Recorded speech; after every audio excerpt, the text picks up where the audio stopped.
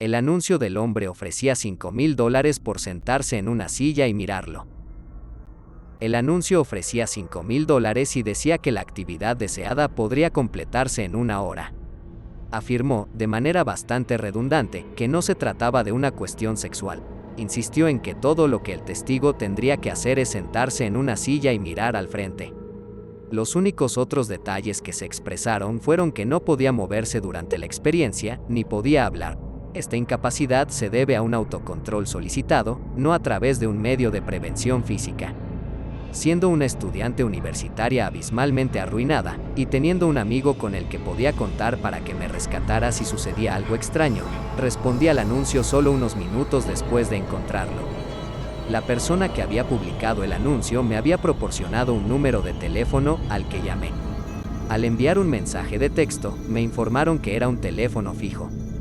La persona respondió, y discutimos brevemente el lugar donde se llevaría a cabo la interacción, y confirmé la cantidad de dinero a pagar. Al igual que su anuncio, me recordaba repetidamente que de ninguna manera se trataba de una actividad carnal.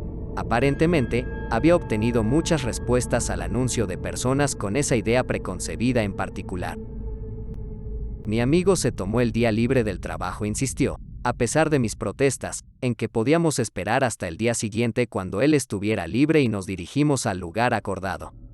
Era una casa en un barrio suburbano, lo que resultaba un tanto reconfortante. Si el hombre era un asesino con hacha, existía la posibilidad de que bastantes personas oyeran mis gritos de terror.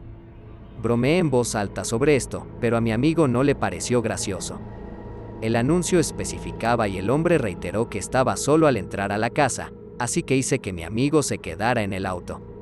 Al estar igualmente arruinado, le ofrecí $500 por su ayuda. Un incentivo innecesario, sus palabras, para no dejarme si el hombre resulta realmente loco.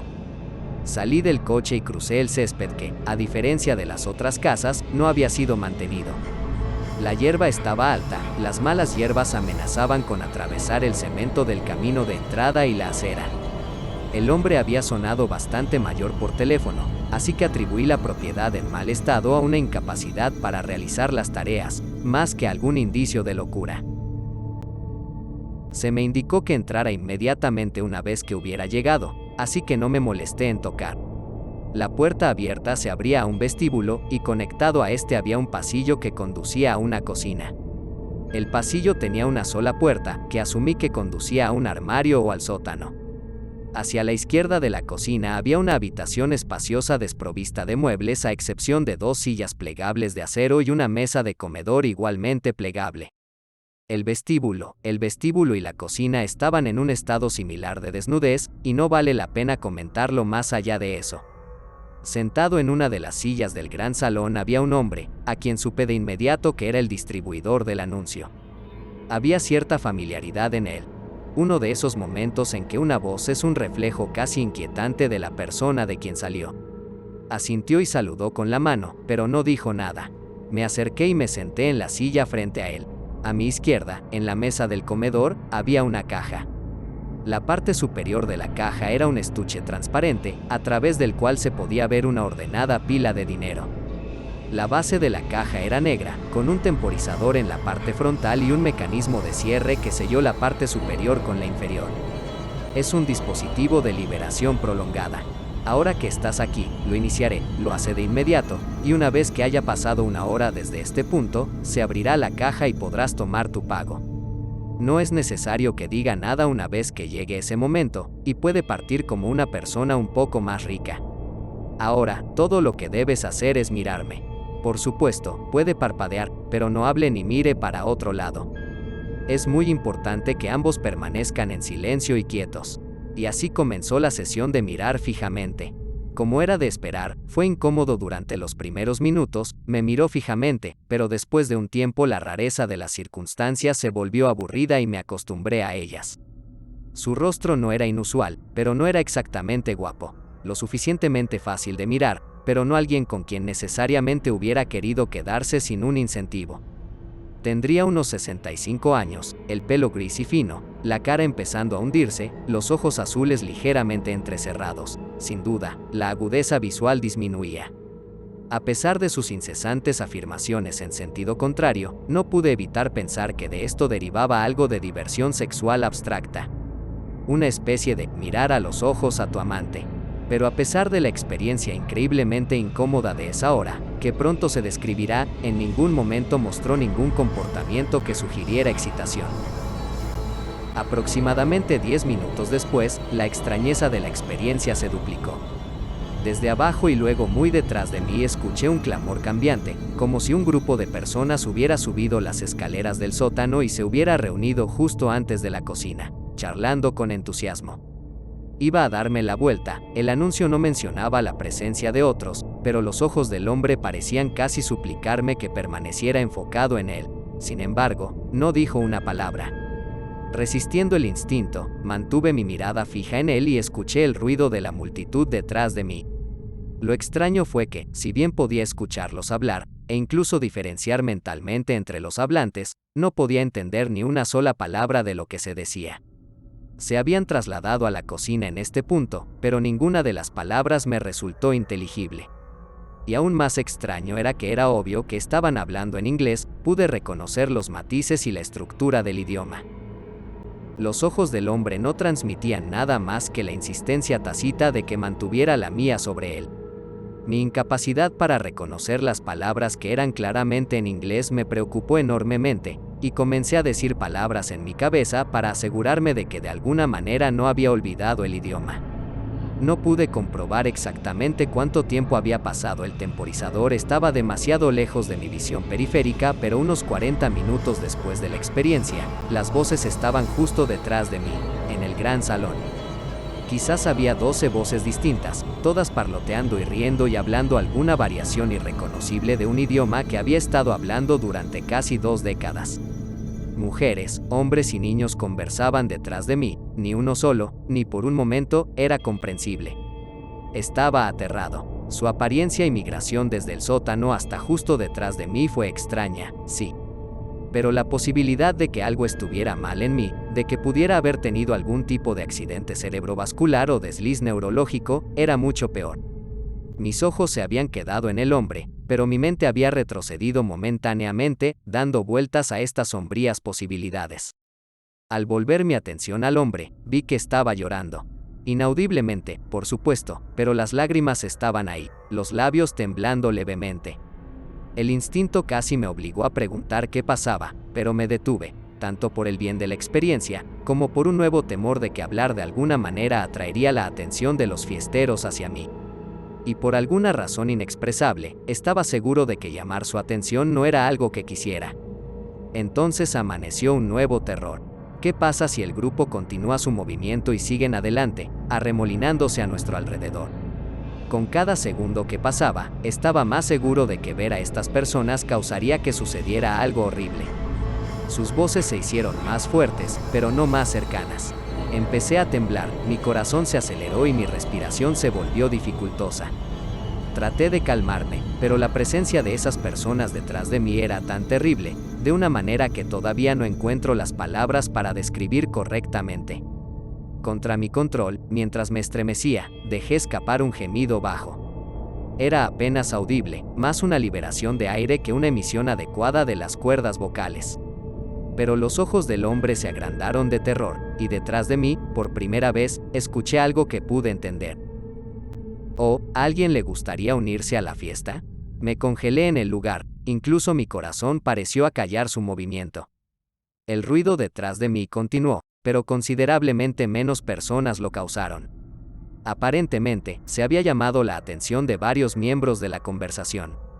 Atraído por mí, me volví como una estatua, sin siquiera permitirme parpadear. Los ojos del hombre permanecieron como platos, pero había dejado de llorar. Me miró con lo que solo puedo describir como terror sin sentido. A pesar de mi creencia anterior de que ver a estas personas provocaría algún evento horrible, traté de ver en sus ojos incluso un tenue reflejo de la escena detrás de mí. Pero nada se reflejó, ni siquiera sus pensamientos. Podría haber jurado que escuché una solicitud para unirme a la fiesta. Dijo una voz de mujer. ¿Crees que fue uno de los amigos de mi querido papá? La voz de un hombre. Decir ese viejo tonto no podría tener un amigo si su vida dependiera de ello. Ustedes dos se encargaron de eso. Una tercera voz, otro hombre. Estalla un coro de risa desconcertante. O bien, volvemos abajo. Los otros que no habían hablado parecieron responder de acuerdo, aunque no pude entenderlos. Tan gradualmente como habían llegado, las voces se fueron, regresando abajo y eventualmente desvaneciéndose en la inaudibilidad. Unos minutos más tarde, sonó el cronómetro a nuestro lado, lo que indica que había pasado la hora. El hombre casi se derrumba en este momento, hundiéndose en su asiento y respirando entrecortadamente. Fui a ayudarlo, pero él levantó una mano y me despidió. Antes de que pudiera decir algo, gritó, «Gracias», y repitió lo mismo varias veces entre respiraciones. Había comenzado a llorar de nuevo, aunque estas lágrimas parecían ser de alivio, o tal vez incluso de alegría. Después de unos momentos de esto, se recuperó y se sentó erguido en su silla. Hizo un gesto hacia la caja y dijo, «El dinero es tuyo. Te puedes ir. Gracias, sinceramente, por acompañarme durante este tiempo. Por notarme. Por favor, tome el dinero y salga de este lugar. Saldré yo mismo lo suficientemente pronto». A pesar de la experiencia absolutamente extraña, no quería hacer ninguna pregunta. Esa horda migratoria de fiesteros me había asustado muchísimo y no quería quedarme en casa más tiempo del necesario. Agarré y guardé el dinero, sin molestarme en contarlo, y me alejé, saludando detrás de mí mientras me iba. Salí lo más rápida y silenciosamente posible. Cerré la puerta, aliviada de no haber escuchado pasos apresurados subiendo las escaleras. Mi amigo todavía estaba estacionado afuera, justo donde lo dejé. Subí al coche y dejé escapar el suspiro más profundo de mi vida. Supongo que no se presentó, no sorprendido. Nadie regala 5 de los grandes. ¿De qué estás hablando? Saqué el dinero de mi bolsillo y se lo mostré. Miró el dinero y luego a mí con expresión de incredulidad. Pero solo estuviste ahí por 5 minutos. ¿Lo robaste? Me reí. El tipo de risa nerviosa que dejas escapar con alguien dice algo extremadamente extraño, o después de haber sobrevivido a una experiencia peligrosa. En mi caso, cualquiera de las dos podría haber sido la causa. Finalmente me recompuse y dije, ¿de qué estás hablando? Estuve allí 1 hora. El dinero estaba en una caja cerrada con un temporizador programado para esa cantidad de tiempo exacta. La expresión de mi amigo pasó de la incredulidad a la preocupación y señaló el reloj de su radio. Recordé qué hora había sido cuando dejé el coche por primera vez y vi que solo habían pasado 5 minutos desde entonces. Me quedé mirando el reloj y luego volví mi mirada hacia el dinero, como si de alguna manera reconciliara la disparidad en las percepciones del tiempo. ¿Qué pasó exactamente ahí? Preguntó esto en voz baja, lo que me hizo sentir aún peor. No quería que pensara que estaba loco, o que había lastimado a alguien y robado el dinero. Pero para evitar la sospecha anterior, no pude contarle lo que realmente sucedió. Miré a mi alrededor, primero en la casa y el resto del vecindario, pero no vi un exceso de autos que hubiera explicado la presencia de los fiesteros. Además, era mediodía de un martes, lo que no era exactamente el mejor momento para una fiesta. Por favor, conduce. Quería alejarme de la casa. No hasta que me digas lo que pasó. Más firme, pero aún no confrontativo. Me tomé un momento para considerar mis opciones, luego le dije una versión de la verdad que no me hizo sonar loca. No mencioné nada sobre la multitud ambulante de personas. Le hablé de la experiencia con el hombre y le dije que debió parecer más larga de lo que realmente era, o que tal vez había configurado mal el temporizador. Mi amigo escuchó en silencio, y una vez que Hugh terminado, se sentó en silencio por un momento, mirando la casa a través de mi ventana. Pensé que iba a aceptar mi respuesta, pero sin decir nada salió del auto. Antes de que pudiera detenerlo, corrió por el césped y entró en la casa. Debería haber ido con él, pero mis nervios me impidieron volver a entrar. Regresó unos minutos, entrar y arrancar silenciosamente el coche. Bien, yo en realidad quería decir, bueno, ¿qué te dijo? Estaba vacío, completamente vacío. No había nadie dentro, no había ni un solo mueble. Se apartó de la acera y comenzó a conducir por la calle. No supe qué decir, así que no dije nada, y él me dejó en mi casa sin decir una palabra más. No sé qué me pasó en esa casa, pero el dinero es bastante real. Ya lo he usado para comprar comida. Mi amigo no quería nada de eso. Puedo entender eso, supongo. No sé lo que él cree, ni siquiera sé lo que yo creo, pero espero que no crea que hice algo terrible. Tal vez él piensa que me lo inventé todo, aunque no hay forma de que hubiera podido juntar 5,000 juntos, ciertamente no por una broma. Independientemente de la verdad, el dinero es real y por eso estoy agradecida. Fin.